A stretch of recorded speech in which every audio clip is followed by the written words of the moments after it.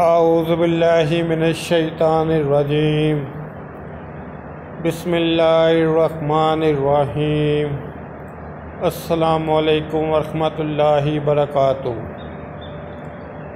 नमाज फ़जर हिफाजत का ज़रिया। रसूलुल्लाह सल्लल्लाहु अलैहि वसल्लम ने फरमाया, जिस आदमी ने सुबह की नमाज़ पढ़ी तो अल्लाह की ज़िम्मेदारी में है, बस अल्लाह तुम में से अपने किसी ज़िम्मा का सवाल नहीं करेगा। तो जिसने अल्लाह ने अपने ज़िम्मे का मुतालबा कर लिया तो अल्लाह इसे ऊंधे मुँह जहन्नम की आग में डाल देगा। दीन की बात फैलाना भी सदका जारिया है। मेरे यूट्यूब चैनल जासम नोकिया को सब्सक्राइब करें, अपने दोस्तों से सब्सक्राइब कराएँ ताकि मेरी हौसला अफजाई हो सके या मैं ज़्यादा से ज़्यादा वीडियो अपलोड कर सकूँ।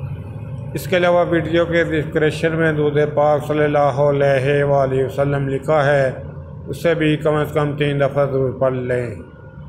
अस्सलामु अलैकुम रहमतुल्लाहि व बरकातुहू।